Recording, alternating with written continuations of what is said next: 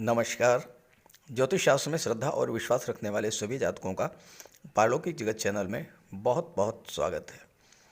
वर्ष 2023 की शुरुआत रविवार से हो चुकी है और वर्ष 2023 को लेकर आपके मन में बहुत अधिक उत्सुकता भी है। आप लोगों ने कमेंट करके अनुरोध किया है कि वर्ष 2023 को लेकर एक एक्सक्लूसिव वीडियो अपलोड करें, जिससे कम से कम ये जानकारी रहे कि वर्ष 2023 में कौन कौन सी घटनाएं प्रमुख रूप से घटित होने वाली हैं, ताकि उसी के अनुसार पहले से प्लानिंग करके उसका लाभ लिया जा सके। इसी बात को दृष्टिगत रखते हुए इस वीडियो में चर्चा करेंगे उन 10 प्रमुख घटनाओं के बारे में जो आपकी कुंडली में ग्रहों के गोचर के आधार पर घटित हो सकती हैं। लेकिन इससे पहले चर्चा कर लेते हैं वर्ष 2022 में घटित कुछ प्रमुख घटनाओं के बारे में, जिनको लेकर आपके जीवन में बहुत अधिक संघर्ष बढ़ा होगा, आपने बहुत अधिक कष्ट भी झेला होगा। और ये जानकारी इसलिए भी ज़रूरी है क्योंकि जब आप पास्ट की घटनाओं के कारणों को समझकर सावधान रहेंगे, पिछले वर्ष में जो घटनाएं घटित हुईं उसके पीछे कौन से ज्योतिषीय कारण थे, जब आप इस बात को समझ लेंगे तो आने वाले समय में आप सावधान रहेंगे। और 2023 में जब भी उस तरह का योग बनेगा, आप पहले से सतर्क रहेंगे और अपनी सुरक्षा कर लेंगे। साथ ही साथ जब भी अच्छे योग बनेंगे तो उसका लाभ भी आप प्राप्त कर सकेंगे। ये विश्लेषण आपकी चंद्र राशि के आधार पर किया जा रहा है और वीडियो के अंत में मैं आपको ग्रहों के उपाय भी बताऊंगा। दूसरी बात, मैंने अपना व्हाट्सअप नंबर तो शेयर कर दिया है, आपको डिस्क्रिप्शन बॉक्स में मिल जाएगा, लेकिन इसके अलावा कमेंट बॉक्स में दिए गए किसी भी नंबर पर कांटेक्ट मत कीजिएगा। कोई अनजान व्यक्ति अपना नंबर दे रहा है और वो आपसे फ्रॉड करना चाहता है। आपने अगर उस नंबर पर कांटेक्ट कर लिया तो निश्चित रूप से आपको धोखा मिलेगा। चलिए वीडियो शुरू करते हैं। तो पहले बात करते हैं 2022 में बने हुए कुछ ऐसे योगों के बारे में जिनके कारण आपको बहुत अधिक कष्ट झेलना पड़ा होगा। देखिए, 27 जून को मंगल का राशि परिवर्तन हुआ और 27 जून से 10 अगस्त तक मंगल का गोचर मेष राशि में था और मेष राशि में राहु का गोचर पहले से ही था। तो राहु और मंगल जब एक साथ होते हैं तो अंगारक योग बनता है। अंगारक योग वो योग है जो हर चीज को जला करके राख कर देता है। अत्यधिक क्रोध का कारक होता है अंगारक योग। चूंकि राहु भी साथ में है तो राहु के कारण किसी बात को लेकर भ्रम की स्थिति बनी होगी, गलत फहमी बढ़ी होगी और अचानक से क्रोध आया होगा। और राहु किसी भी चीज़ को बहुत अधिक बढ़ा देते हैं, तो क्रोध और उग्रता अचानक से बहुत ज़्यादा बढ़ गई होगी। बहुत तेज, बहुत तीव्र क्रोध आपको आया होगा और हो सकता है कि क्रोध और उग्रता के कारण कोई ऐसी घटना घट गई हो जिससे आपका काम तो बिगड़ ही गया होगा, कोर्ट कचहरी की नौबत भी आई होगी। और हो सकता है कि गुस्से में आपने कोई ऐसा डिसीजन ले लिया हो जिस पर आपको बाद में बहुत अधिक पछताना भी पड़ा होगा। अत्यधिक मानसिक तनाव और आर्थिक संकट की स्थिति से गुजरे होंगे। खर्च बेतहाशा बढ़ गया होगा। अस्पताल और कोर्ट कचहरी के चक्कर लगा लगा करके आप परेशान हो गए होंगे। बनी बनाई योजनाएं आपकी बिगड़ गई होंगी। जीवन साथी या बिजनेस पार्टनर के साथ भी तनाव की स्थितियां बनी होंगी और माता के स्वास्थ्य में, पिता के स्वास्थ्य में भी कमी देखने को आई होगी। इसके अलावा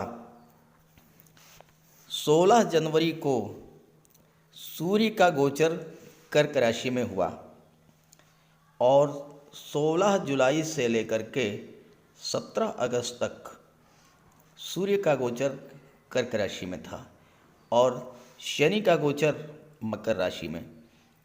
सूर्य और शनि का दृष्टि संबंध बना। ज्योतिष शास्त्र में सूर्य और शनि के संबंध को अत्यधिक खराब माना गया है, क्योंकि सूर्य और शनि एक दूसरे से शत्रुत्व व्यवहार करते हैं। तो शनि की दृष्टि पड़ने से सूर्य पीड़ित हुए और सूर्य की दृष्टि पड़ने से शनि पीड़ित हुए। सूर्य क्या है? ग्रहों के राजा हैं, और जब राजा ही पीड़ित हो तो क्या हुआ होगा? सूर्य पिता के कारक हैं, पिता को कष्ट हुआ होगा। सूर्य आपके आत्मविश्वास के, आपकी विल पावर के कारक हैं, तो आत्मविश्वास में कमी आई होगी, इच्छा शक्ति में कमी आई होगी। सूर्य शासन प्रशासन और सरकारी नौकरी के कारक हैं, वहाँ भी स्थितियाँ आपके अनुकूल नहीं रही होंगी।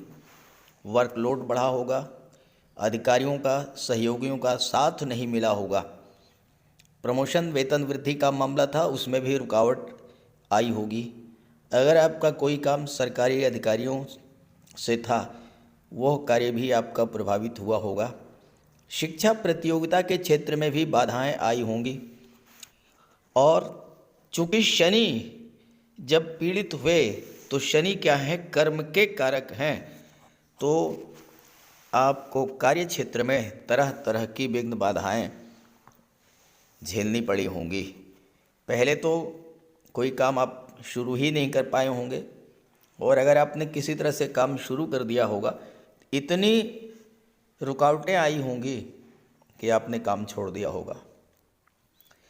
सूर्य और शनि के पीड़ित होने के कारण जो जातक हार्ट पेशेंट थे, जो हाई ब्लड प्रेशर के शिकार थे, ऐसे जातकों को हार्ट प्रॉब्लम्स बढ़ी होंगी, एंजाइना पेन की प्रॉब्लम बढ़ी होगी, ब्लड प्रेशर बढ़ा होगा, हो सकता है कि माइनर अटैक भी आया हो, नेत्र कष्ट भी हुआ होगा। और शनि के कारण आपको जोड़ों में दर्द, पिंडलियों में दर्द, घुटनों में दर्द, वायु विकार, आर्थराइटिस, एनीमिया, पीलिया, फ्रैक्चर, हड्डियों का टूटना, ये सब समस्याएं आपको शनि के कारण झेलनी पड़ी होंगी। और इसके अलावा शनि के कारण आपको 29 अप्रैल से 12 जुलाई के बीच में विशेष परेशानी झेलनी पड़ी रही होगी, क्योंकि शनि अत्यंत मंद गति से गतिमान होते हैं, और जब एक ही ग्रह 2.5 महीने में 2 बार राशि परिवर्तन करे, तो आप सोच सकते हैं कि कितनी उथल पुथल मची होगी। 29 अप्रैल को शनि ने राशि परिवर्तन किया, मकर राशि से चले गए कुंभ राशि में, और 12 जुलाई को वापस आ गए मकर राशि में। तो 2.5 महीने में 2 बार राशि परिवर्तन किया, और इसी बीच में बकरी भी हो गए, तो इससे भी बहुत अधिक परेशानी आपको झेलनी पड़ी होगी। और जो तीसरी घटना रही वो ये थी कि वर्ष 2022 में 2 बार चंद्र ग्रहण और सूर्य ग्रहण पड़े, 30 अप्रैल और 10 मई को, और उसके बाद 25 अक्टूबर और 8 नवंबर, 2 बार सूर्य ग्रहण, 2 बार चंद्र ग्रहण। तो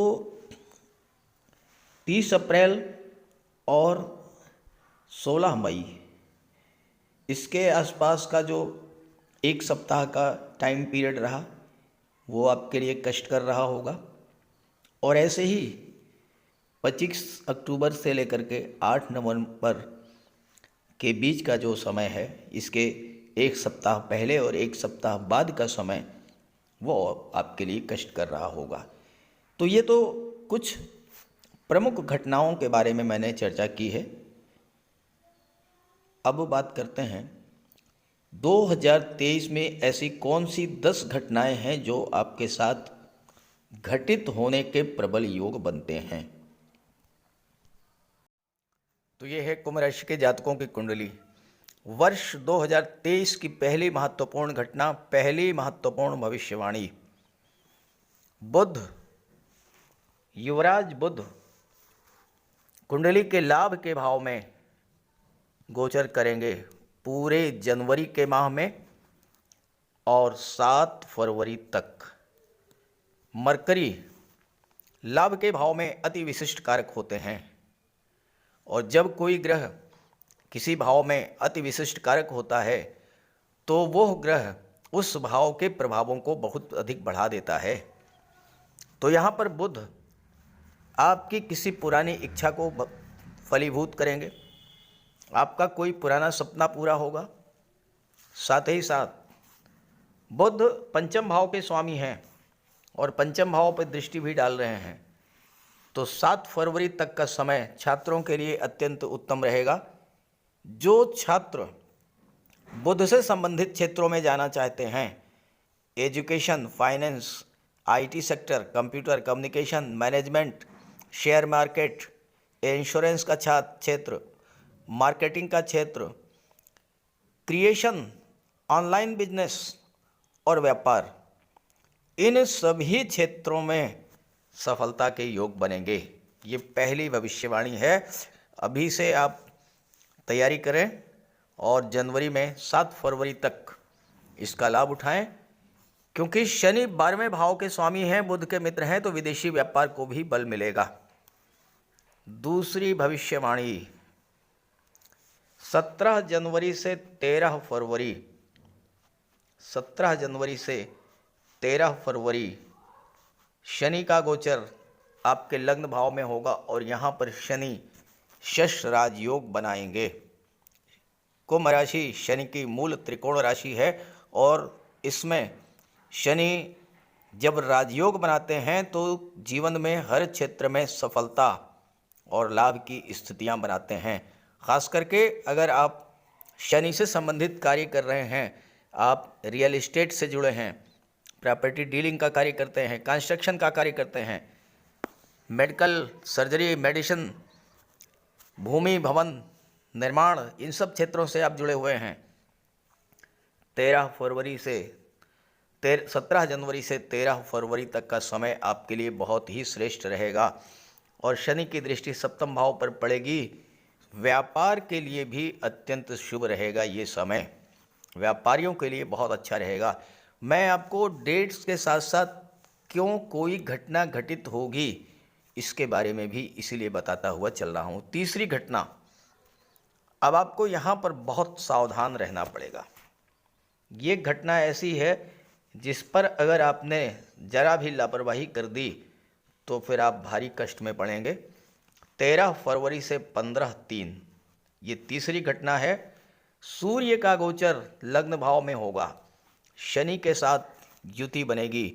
दो ग्रह जो एक दूसरे के प्रबल शत्रु हैं जब एक साथ होंगे तो बहुत ही नेगेटिव रिजल्ट्स देते हैं।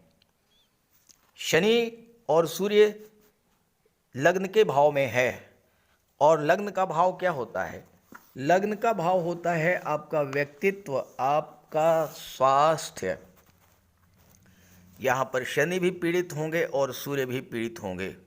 जब सूर्य पीड़ित हुए तो जो जातक हाई ब्लड प्रेशर या हार्ट के पेशेंट हैं उन्हें विशेष सावधानी बरतनी होगी। हार्ट संबंधी प्रॉब्लम्स बढ़ सकती है, एंजाइना पेन की स्थिति बन सकती है, माइनर अटैक भी आ सकता है और नेत्र कष्ट भी हो सकता है। साथ ही साथ जब शनि पीड़ित होंगे तो आर्थराइटिस, वायु विकार, एनीमिया, पीलिया, फ्रैक्चर, हड्डियों का टूटना, ये सब चीज़ें आपके सामने आ सकती हैं। और शनि और सूर्य की दृष्टि सप्तम पर पड़ेगी तो दाम्पत्य सुखों में भी कमी आएगी। इसलिए वाणी पर विशेष ध्यान रखना होगा आपको इस गोचर काल में। ये तो हुई तीसरी घटना जहाँ पर आपको विशेष रूप से सावधान रहना होगा। 13 फरवरी से और 15 मार्च तक। और चौथी नोट कीजिए, बहुत महत्वपूर्ण घटना, 13 मार्च से और 10 मई, 13 मार्च से और 10 मई मंगल का गोचर पंचम भाव में होगा, संतान के भाव में। यहाँ पर मंगल की दृष्टि लाभ के भाव पर पड़ेगी तो मंगल आपको हर तरह का लाभ तो दिलाएंगे, इसमें कोई दो राय नहीं है।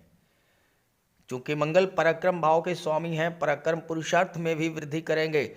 दशम के स्वामी हैं, कार्य क्षेत्र में भी उन्नति होगी, खासकर मेडिकल और सर्जरी से जुड़े हुए जातकों के लिए। लेकिन यहाँ पर गर्भवती माताओं को विशेष सावधान रहना होगा, चूंकि पंचम भाव संतान का होता है। अगर इस गोचर काल में संतान होती है तो चूंकि मंगल ब्लड और सर्जरी के कारक हैं, तो आपको लगातार अपने डॉक्टर के संपर्क में रहना होगा, विशेष सावधानी बरतनी होगी। और मंगल की दृष्टि अष्टम भाव पर पड़ेगी, आकस्मिक घटनाओं और दुर्घटनाओं का भाव होता है, और इसके स्वामी बुध हैं जो कि मंगल के प्रबल शत्रु हैं। तो ऐसे में वाहन चलाते समय भी विशेष सावधानी आपको बरतनी होगी।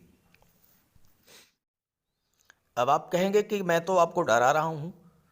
ऐसा नहीं है, मैं डरा नहीं रहा हूं, मैं आपको सावधान कर रहा हूं कि इस टाइम पीरियड में आपको अपने स्वास्थ्य का, अपने बच्चों का विशेष ध्यान रखना होगा। और अब आइए बात करते हैं पंचम भविष्यवाणी, जो कि धन से संबंधित है, विवाह से संबंधित है और संतान से संबंधित है। ये योग कब कब बनेंगे? संतान के कारक, विवाह के कारक, धन के कारक, ये तीनों ही शुक्र और गुरु होते हैं। डेट और टाइम नोट कीजिए। एफर्ट्स किया, अगर आपने प्रयास किया आपने, तो धन वर्षा होगी। 5 फरवरी से और 12 मार्च के बीच में शुक्र धन के भाव में गोचर करेंगे, गुरु और शुक्र की युति बनेगी और धन प्राप्ति का प्रबल योग बनेगा। चूंकि देवगुरु नवम भाव, एकादश भाव के स्वामी भी हैं और महाधनी योग बना रहे हैं, साथ ही साथ शुक्र के साथ हैं, तो धन प्राप्ति के, धन संचय के योग बनेंगे।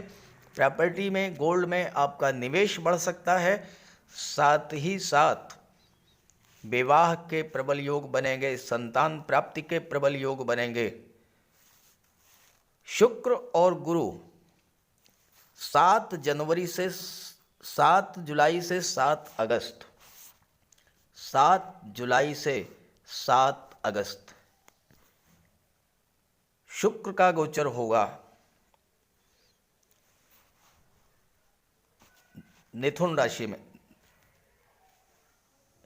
नहीं, सिंह राशि में।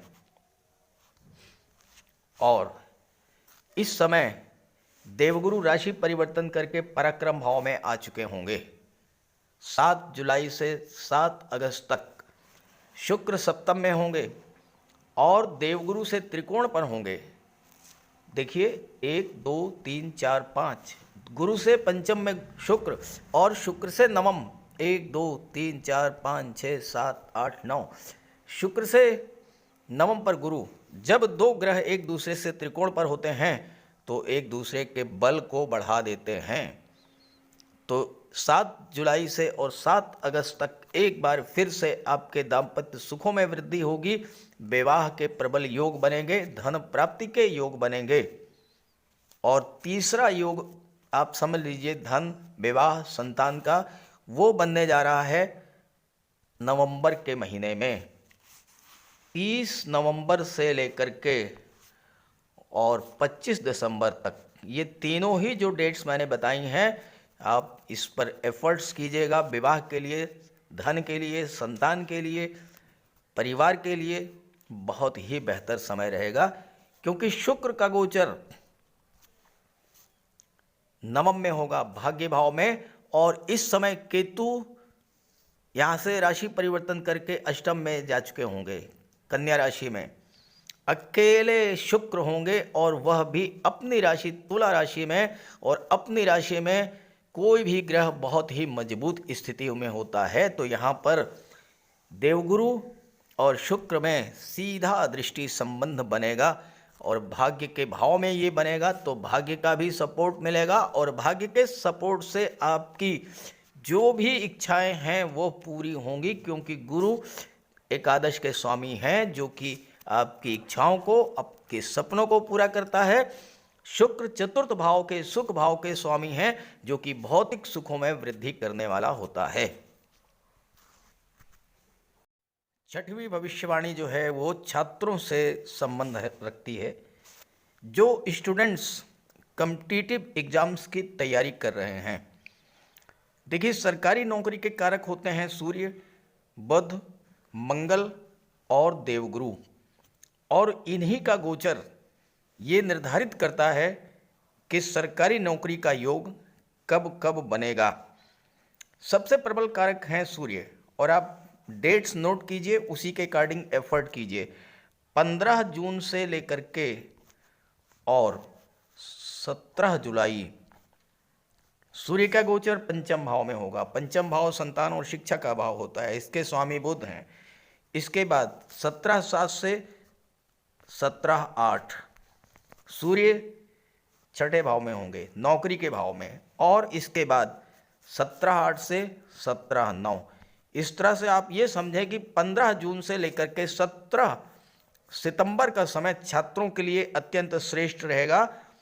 यहाँ पर सूर्य पंचम में है, यहाँ पर नौकरी के भाव छठे में है, यहाँ पर सप्तम भाव में है, देवगुरु की दृष्टि पड़ेगी और सूर्य की दृष्टि आपके लग्न पर पड़ेगी, और बुध तीनों ही महीनों में सूर्य के साथ रहेंगे। तो जो भी जातक सरकारी सेवा के लिए प्रयासरत हैं, चाहे आईएएस आईपीएस सिविल सर्विसेज हो, चाहे वो banking sector, finance sector, education sector हो, चाहे कंप्यूटर कम्युनिकेशन या मैनेजमेंट हो, या फिर विदेश सेवा से संबंधित कोई जॉब हो, किसी मल्टीनेशनल कंपनी में कोई जॉब हो, इन सभी के लिए 15 से 17 सितंबर तक का समय अत्यंत श्रेष्ठ रहेगा। और इसके बाद जो जातक आर्मी एयरफोर्स में जाना चाहते हैं, उनके लिए 10/5 से लेकर के 10 मई से लेकर के और 1 जुलाई ये टाइम पीरियड गोल्डन पीरियड होगा, क्योंकि मंगल का गोचर छठे भाव में होगा। मंगल दशम के स्वामी होकर छठे में बैठे हैं। दशम भाव आपके जॉब कैरियर प्रोफेशन का होता है और मंगल नौकरी के भाव में बैठे हैं।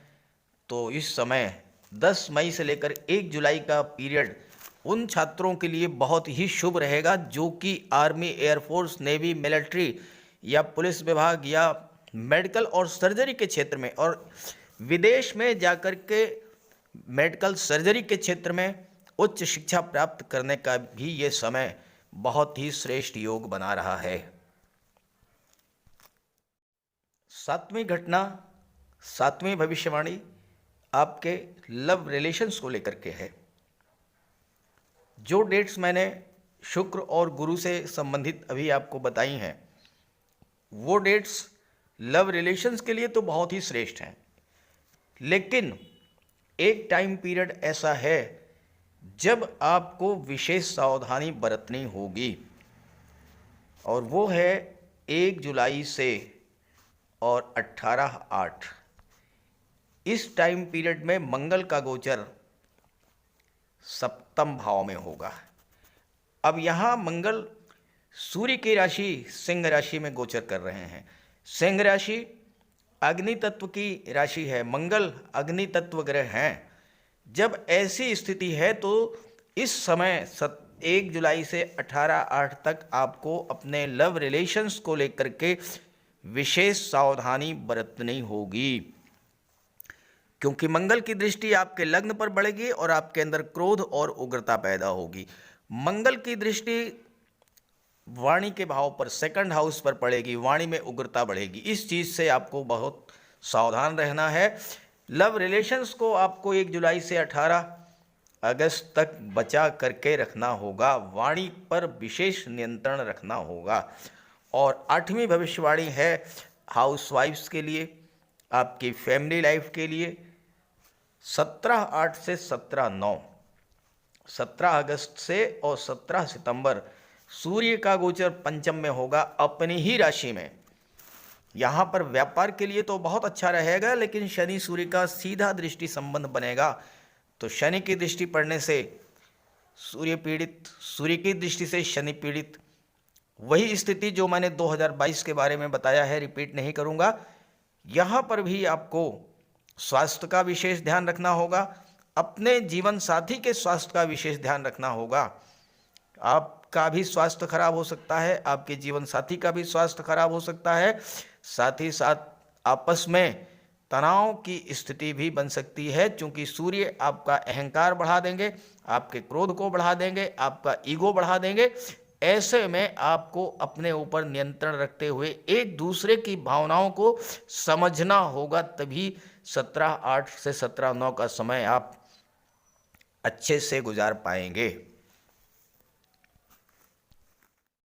नवी भविष्यवाणी व्यापारियों को लेकर के है। शनि 17 जनवरी के बाद से आपके लग्न भाव में गोचर करेंगे, सप्तम पर दृष्टि डालेंगे। सप्तम व्यापार का होता है, 12वें भाव के स्वामी हैं, विदेशी व्यापार।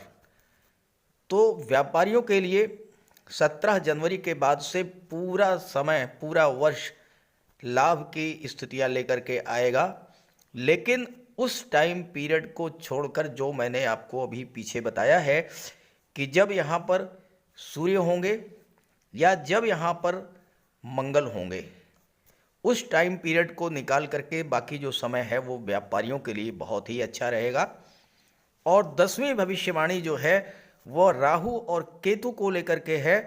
30 अक्टूबर को राहु धन के भाव में, केतु अष्टम भाव में, और केतु नवंबर और दिसंबर में, और राहु भी नवंबर और दिसंबर के महीने में धन के भाव में और केतु अष्टम में रहेंगे। राहु और केतु अगर अकेले किसी भाव में गोचर करते हैं, उस भाव के स्वामी के रूप में कार्य करते हैं। राहु धन भाव में हैं, अचानक से आपको धन की प्राप्ति करा देंगे, परिवार में वृद्धि करा देंगे, संतान की प्राप्ति या किसी सदस्य का विवाह। लेकिन राहु गलत फहमी भी पैदा करेंगे, इससे आपको सावधान रहना होगा।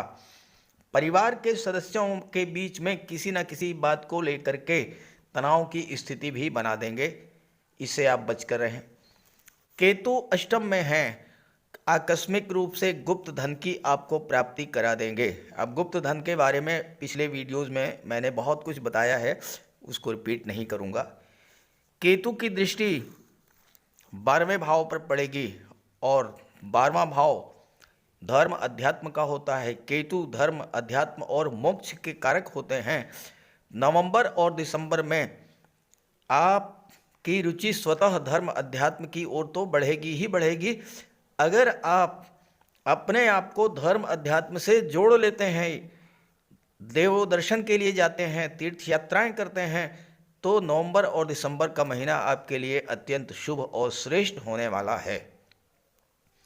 तो जो डेट्स मैंने बताई हैं, आप उसी के अकॉर्डिंग अपनी तैयारी रखें, सावधानी भी बरतें, प्लानिंग करें उसी के अकॉर्डिंग, और साथ ही साथ ग्रहों का उपाय भी करें, क्योंकि ग्रहों का उपाय बहुत ज़रूरी है।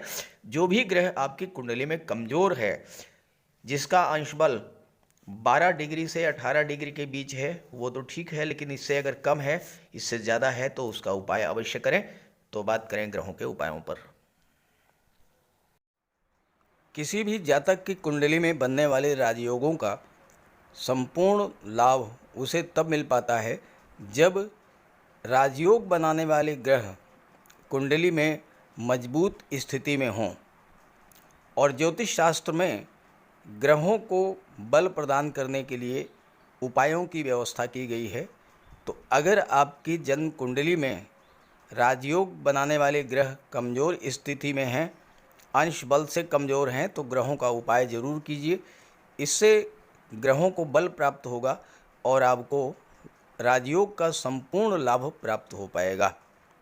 सबसे पहले मंगल की बात करते हैं। इसके लिए बजरंगबली की उपासना कीजिए, हनुमान जी की आराधना कीजिए, हनुमान चालीसा का पाठ कीजिए, हनुमान जी के मंदिर में जाकर के उनके चरणों में बैठिए और उनके चरणों का सिंदूर अपने मस्तक पर धारण कीजिए। मंगलवार के दिन स्नान के बाद लाल वस्त्र धारण कीजिए, मंगलवार का व्रत रखिए। हनुमान जी को सिंदूर में चमेली का तेल मिला करके अर्पित करें। हनुमान जी को चोला चढ़ाएं और मूंगा धारण कर सकते हैं, लेकिन किसी योग्य ज्योतिषी से परामर्श लेकर। और मंगलवार के दिन लाल वस्त्र, गेहूँ, गुड़ और तांबे का दान करने से भी मंगल को बल प्राप्त होता है। जहाँ तक देवगुरु की बात है, देवगुरु बृहस्पति को प्रसन्न करने के लिए गुरुवार का व्रत रखिए। 5 गुरुवार, 11 या 43 गुरुवार का व्रत रखें। घर में केले का एक वृक्ष लगा लें और उसकी सेवा करें। स्नान करते समय पानी में हल्दी या केसर मिलाकर स्नान करें और हल्दी या केसर का तिलक लगाएं। भूल करके भी गुरु, साधु, संतों का, माता पिता का अपमान ना करें। माता पिता, गुरु और वृद्धों का सम्मान करें, उनकी सेवा करें और उनका आशीर्वाद प्राप्त करें। तोते को चने की दाल खिलाएं, इससे बुध और गुरु दोनों प्रसन्न होते हैं। पुखराज भी धारण कर सकते हैं गुरुवार के दिन, लेकिन योग्य ज्योतिषी का परामर्श लेकर ही कोई रत्न धारण करें। ज़्यादा बेहतर ये है कि हल्दी की एक गांठ पीले वस्त्र में बांधकर अपने बाजू में बांध लीजिए और पीले रंग के वस्त्रों का ज़्यादा प्रयोग कीजिए। चादर, तकिए, गिलाफ ये सब पीले रंग के रखिए, पर्दे। शुक्र को बल प्राप्त हो, इसके लिए माता लक्ष्मी की उपासना कीजिए और 21 या 31 शुक्रवार को व्रत रखें।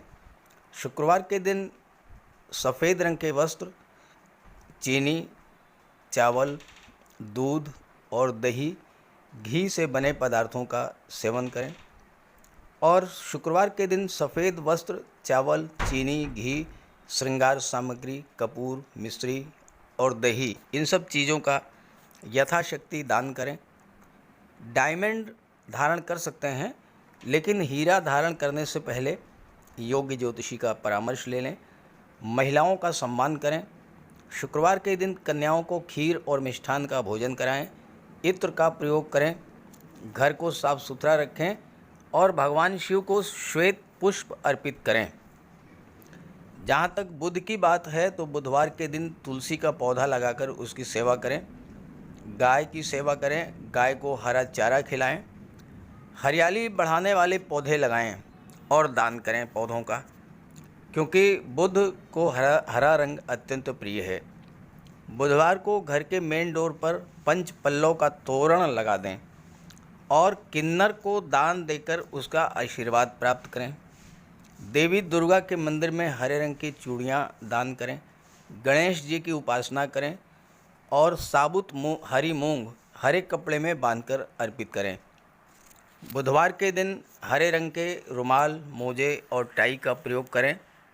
ओम बुम बुधाय नमः, इसका एक माला जाप करें।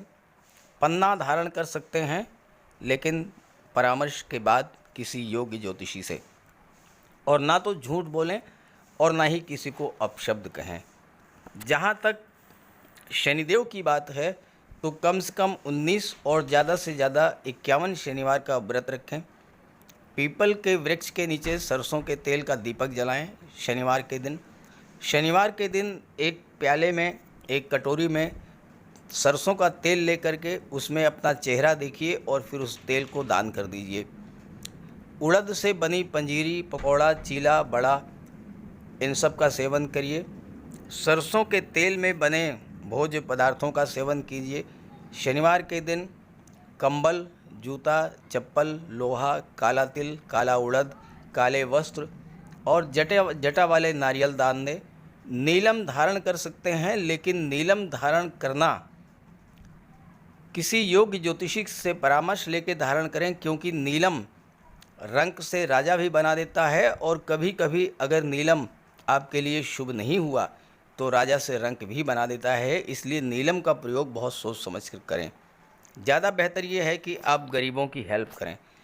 कोई भी गरीब, लाचार, असहाय, दिव्यांग व्यक्ति आपके पास आता है, मदद कीजिए यथासंभव, और किसी भी गरीब व्यक्ति को कष्ट ना दें।